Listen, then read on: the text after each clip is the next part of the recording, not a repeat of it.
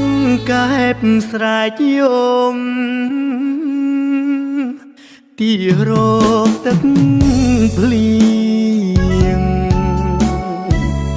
មេឃក្តៅហើយរាំងពីបាទ្រាំណាដូចបេះដូងខ្ញុំកំពុងទាយំរម្ចាស់ព្រោះតែនឹកគេខ្លាំងណាស់នឹកណាស់ចង់ជួបមុខគេបេះដូងរងគ្រោះ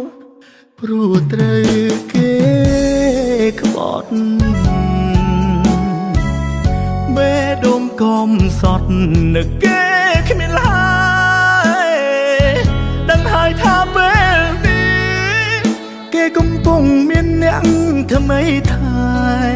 ហេតុអ្វីចិត្តមិនព្រមភ្លេចគេនៅប្រឹងចាំគេនឹកគេដល់ណាយំពីអ្នកកងកែបយំពីអ្នកកងកែបនៅក្បែរគុំឬស្ដី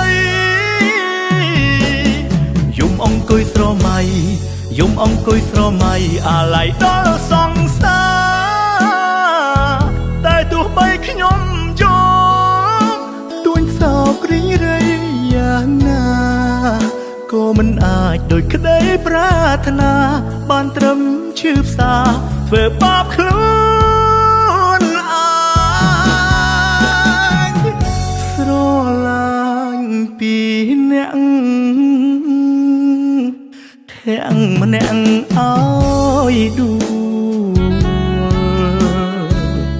ចិត្តមនុស្សប្រែប្រួលមិនទៀងដូចផ្សែង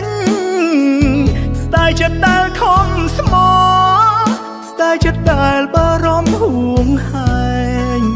ពេលលីងឈឺចាប់ជាងស្ដែងព្យាបាលខ្លួនឯងដោយការកាត់ចិត្ត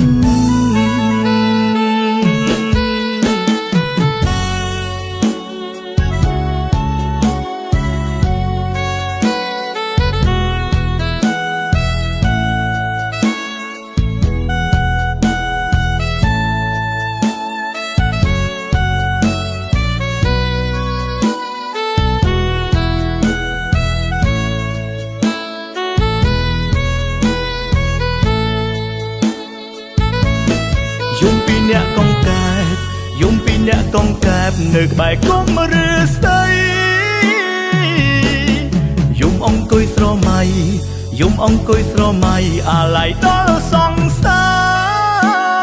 រតែទោះបីខ្ញុំយំទួញសោករីរៃ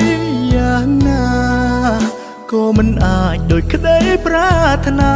បានត្រឹមឈឺផ្សាធ្វើបាបខ្លួនស្រឡាញ់ពីអ្នកទាំងម្នាក់ឲ្យដួល